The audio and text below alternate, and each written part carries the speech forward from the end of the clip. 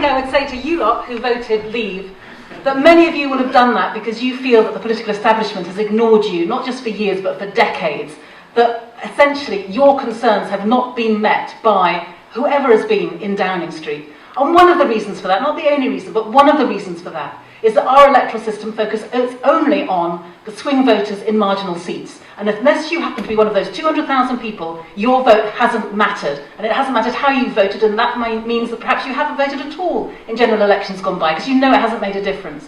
Well, at the referendum, your vote did make a difference, because every single vote counted. And you made your voices heard with that, and we have heard it loud and clear. And we know that we now have to get into your communities and listen to you much better, much more effectively year-round.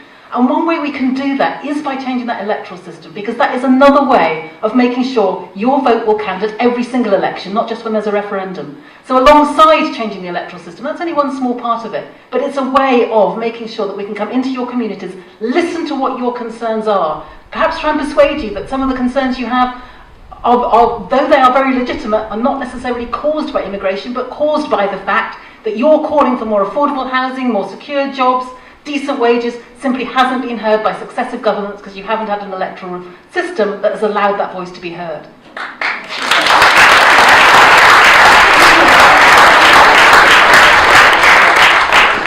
And then I guess to the people who did vote for Remain and are feeling bruised and are feeling sad and they're feeling that they're going to really lose something as a result of this, my heart goes out to you, because I feel the same way. But the only thing we can possibly try to do now is to heal our country.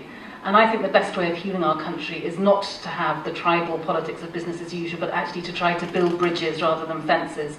And one way we can do that is by having an electoral system, which means that we are forced to work together to identify the fact that there is more, in the famous words of Jo Cox and others, there is more that unites us than divides us. And that we have a real responsibility now, I think, to heal our country. This referendum has demonstrated levels of division that we were dimly aware of, perhaps, but this has really written it in neon, flashing lights for us.